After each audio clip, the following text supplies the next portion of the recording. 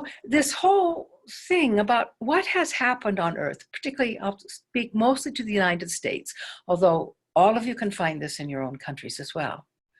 People now are very polarized around politics. And that polarization usually enters into this realm called the conspiracy theories as a way to demean someone who might be powerful. Now, those of you who were around for the last election know that one of the conspiracy theories that got started was that Hillary Clinton had set up this pedophilia ring and she was running it out of some pizza parlor in Washington, D.C. Now, that is so ludicrous that you think, how could anybody believe that? It is utterly ludicrous. And yet there were people who were saying, oh, I'm doing all this fact checking online. And I would say, be careful. Things are not as they appear. And I had one person announce rather arrogantly to me, you just don't want me to know the truth. And I thought, what an interesting charge this was. That doesn't hurt me.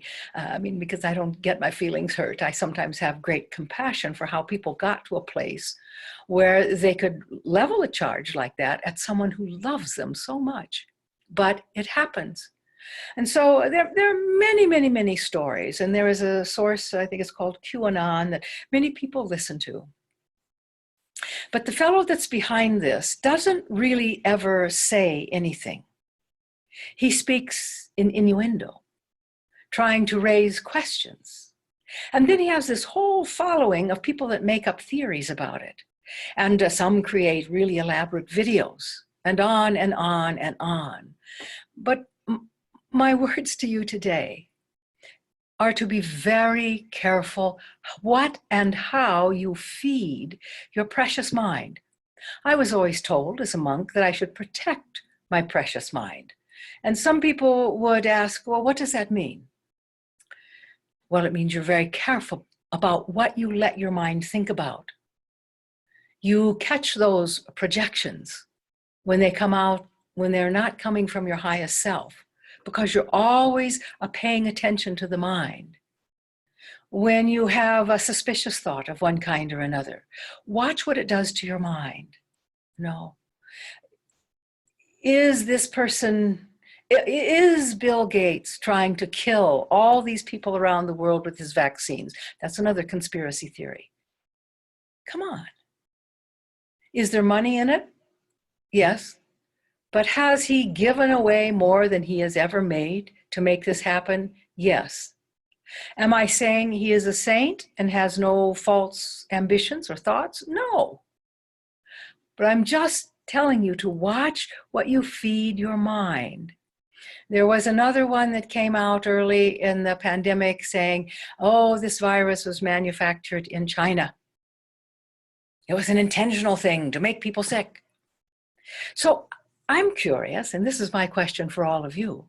Why is it that conspiracy theories are always trying to make demons out of people? To demonize this Chinese lab, some thought they knew exactly which one, and oh yes, it has a direct connection to the Center for Disease Control in the southeastern United States, and all this money is going back and forth. So who is benefited by that kind of information? I mean, even if it were true, who benefits? Does that make you feel good to hear it? Do you feel safer in your life? Do you experience a greater flow of love? Likely, if you're listening to that stuff, you'll feel divisive toward perhaps the whole set of Chinese people, which is a little bit crazy. But people do that. They're your brothers and sisters. And they're no different, really, than you. Because you see, there are apparent truths, but they always change and they are easily manipulated.